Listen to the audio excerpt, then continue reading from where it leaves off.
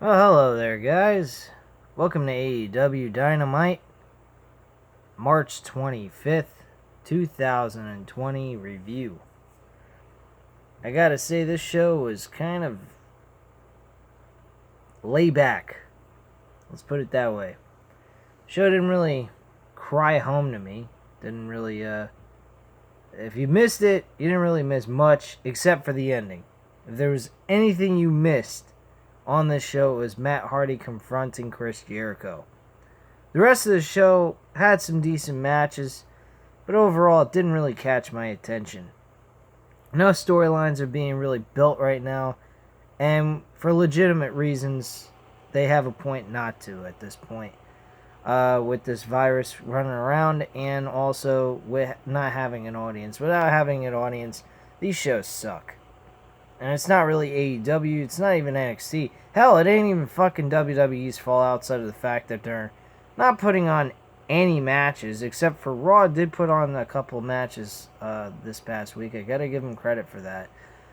But otherwise, these shows have been very, very lackluster, and it's because there's no fans to entertain in front of a live audience. So that is really the true reason behind all this, for why wrestling has been piss poor of late. Now, last week's episode, they did a fucking fantastic job, as I mentioned. Brody Lee's introduction or debut onto AEW Dynamite was fantastic, as well as Matt Hardy. Matt Hardy continued this on a second week in a row with another great segment, which he expands on with being able to talk, interact with Chris Jericho, which was downright fantastic, funny as fuck, and kind of making me questioning both of their sanity. Because even Chris Jericho seemed a little fucking retarded. But it was all fun and good. It was all for shits and giggles. And they did a good job. And I enjoyed what they delivered at the end of this show. But wrestling-wise, I mean, you didn't really miss much. It really wasn't that big of a deal. Let me just go into the matches and I'll talk about the ending segment that was highly entertaining and a great way to close out the show. Cody Rhodes versus Jimmy Havoc. Average. Jimmy Havoc doesn't really catch my attention very much unless he's in a hardcore match. He ain't all that fun or entertaining to watch in a regular match. Cody does pick up the victory and walk away the winner here, which is obvious. I don't think they would make him lose to Jimmy Havoc, who's hardly shown up on live television except for maybe AEW Dark, which I did see his record. He was undefeated before this matchup, so he must have been winning matches on AEW Dark leading into this match. Now, Darby Allin actually goes ahead and has a match with Kip Sabian. This match was okay, average at best. Darby Allin picks up a victory here against Kip Sabian, and that's pretty much that. Jake Hager, he gets a matchup with Chico Adams, which was nothing. This was a arm triangle choke. Adam passes out. Jake Hager wins, and there you go. Nothing much there.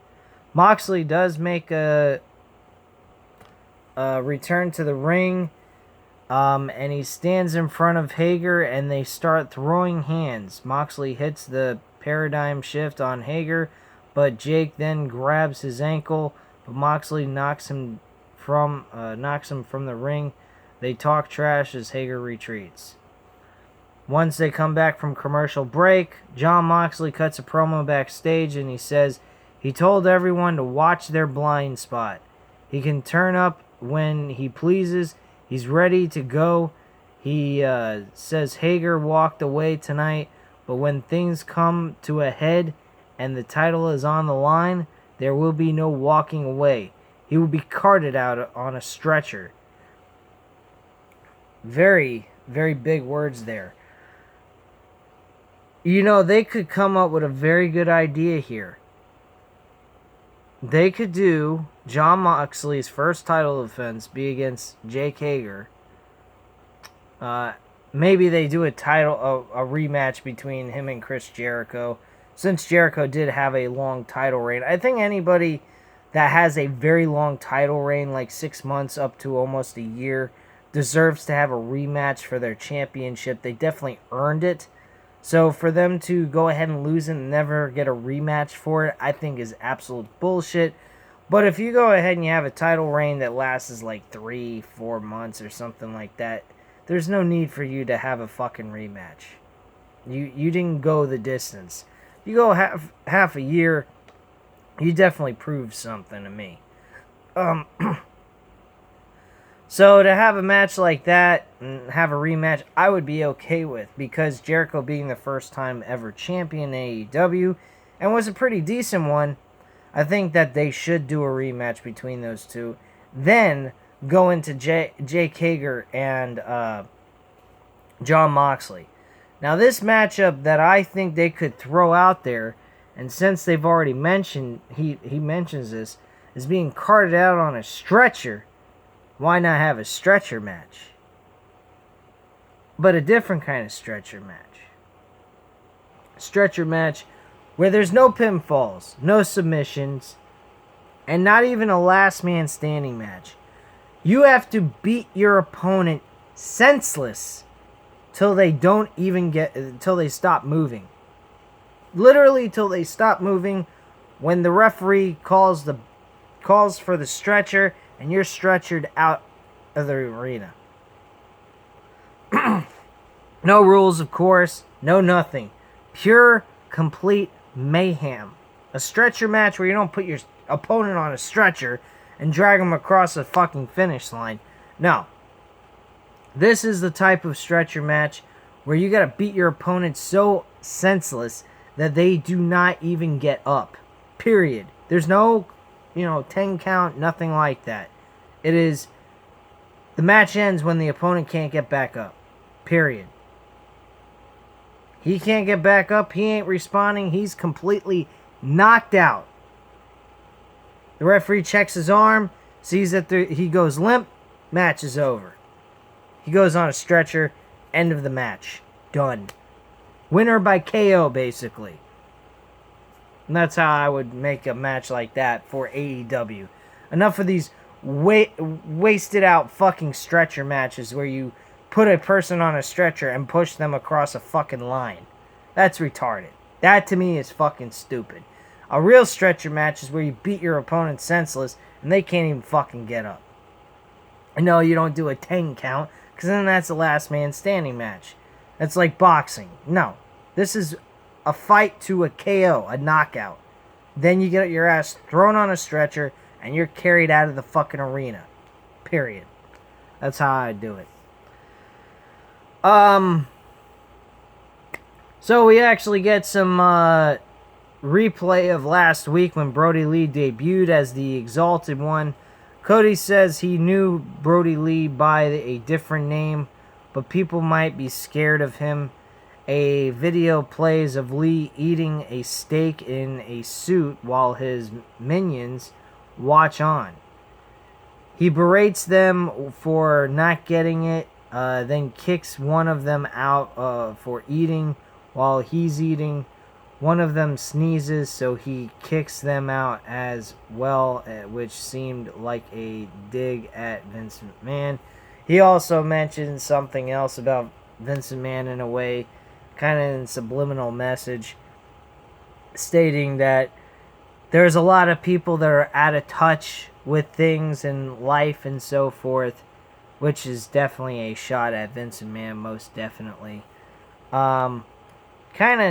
I think they could kind of lighten up on the whole shots at Vince McMahon and the WWE. I don't even think they should acknowledge WWE in any capacity. They don't need to. They don't need to take cheap shots to get name recognition, honestly. They are making it on their own without acknowledging anything of WWE. They don't have to act like they're in competition, because they don't need to be. They are their own entity. They are wrestling. The WWE's, they are what they say they are. They're not part of the wrestling business. They're part of the entertainment business. Let them have their freak show clown shows, and we'll have our wrestling. Let's do that. That's how I feel about that subject. So, we get a match with Brody Lee facing QT Marshall, which is a friend of Cody's. His record is absolute garbage. He's like 2-7 overall as a wrestler in AEW. 2-4 for the year so far. Nothing to speak much of this guy. He adds another loss to his belt. Brody Lee wins by a discus lariat, I should say, for the win, and gets the 1-2-3, and that was that. So, after the match is over, we go to a commercial break, of course, come back, and let me see what the fuck this computer is going to go to page 2 here on this Ringside News report on AEW's Dynamite episode. So, we see a replay of when Nick Jackson was actually attacked by the Inner Circle. And then they cut to a clip of Vanguard 1, Matt Hardy's drone, and it spies on Nick Jackson training in his shed. Okay. Big whoop on that one. We also get a AAA Mega Championship match with Kenny Omega versus Sammy Guevara. Whoever thought that Sammy Guevara had a shot in hell at beating Kenny Omega for the AAA Mega Championship was out of their fucking minds. There ain't no damn way in hell Sammy Guevara was going to win this match. Not to mention, he's always calling himself the Spanish God. I call him the Spanish Loser, because he's the big Spanish L. Let's put it that way. The man knows how to lose. He does it very well. And of course, he actually loses this match. No doubt about it.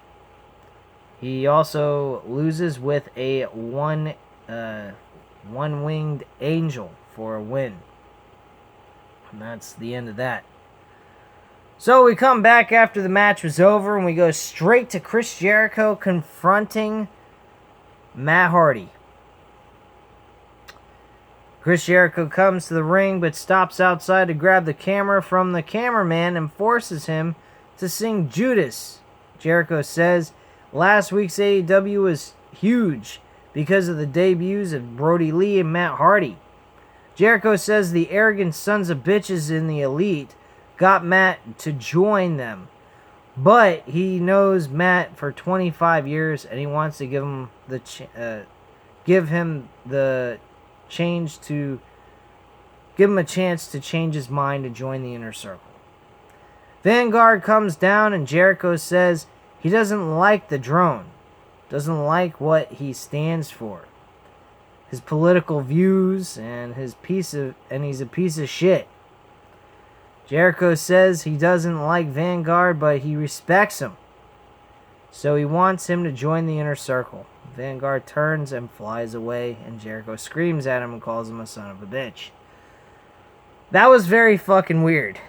Very awkward and very off the walls, may I add. Now, this is where things got very interesting, especially the mystique that they put behind Matt Hardy here. Matt Hardy appears very high up in the stands of the arena. And then you'll see the back of Chris Jericho, and you'll see Matt Hardy shifting to other spots in the arena. Now, of course, this scene was probably pre-taped for us as the audience, showing him popping up in different spots in the arena, and then finally getting to the spot where they wanted him, where he'd actually walk up to the through the barricade and into the ring to confront Chris Jericho. This spot, this part of the show, I actually really loved. Now, I don't know how they're going to get this over in a real live event. I'm pretty sure this show was pre-taped. I wouldn't doubt it. I think they probably taped a lot of episodes so they could get through this and give these guys some time off and just chill out and not worry about this virus situation until it blows over. But I'm sure they probably did what like WWE's trying to do. From what I heard, Orlando's shutting everything down, and that might leave some problems for WWE trying to tape the rest of their shows for the next couple of weeks before they know for a fact it's safe to be in the arenas with an audience. So, at the end of the day, and I'm worried I'm going to lose my voice again.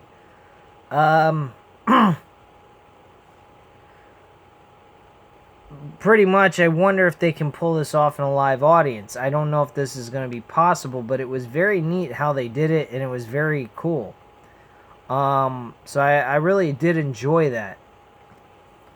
Now, Jericho asks, well, actually, hold on. So, Matt Hardy's once again at the top of the arena, but the camera flashes and he's somehow somewhere else. Hardy keeps disappearing and reappearing all over the arena instantly, and then stands in front row with his arms out. He gets in the ring, and Jericho looks freaked out. I would too, if that was real. Hardy says Jericho knew he'd come, and Jericho says it's been booked for a week. Jericho asks how Matt did his teleporting, and he says it's because he's magic.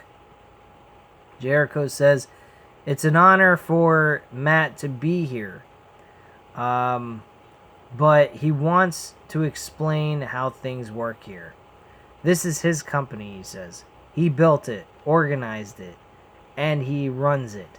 So Matt needs to align with him and not the elite. Hardy says the Bucks of Youth resurrected him, and he owed them a debt. On top of that, he's seen Jericho's tyranny. AEW represents freedom to him. He can't allow the inner circle to ruin this type of paradise, which is a very great example of what to describe AEW as. They are definitely a place for paradise of wrestling. It gives people the ability to be creative, be themselves, and express themselves as their own person. WWE, on the other hand, are a completely different story. So, for them to say that is a good reason for them to make this comment. Too bad WWE can't follow suit with that. So Jericho says he resurrects careers too. He saved Jake Hager, and he made the likes of Sammy Guevara, Santa, and Ortiz. He tells him not to make a mistake and join the elite. Matt says Jericho doesn't understand. He might recognize his vessel, but there's a different entity behind the wheel. He is Damascus, yes. Damascus.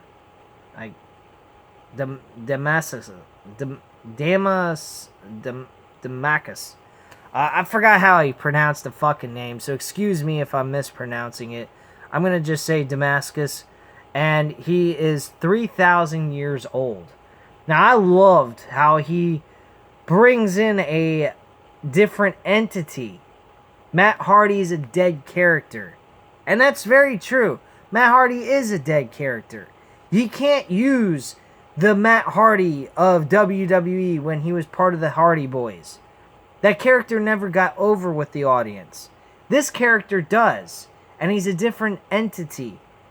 So for him to use a mystical character, which would also explain the ability to hop around the fucking arena when the camera flashes every single second, showing him in a different spot, makes a lot of sense as well.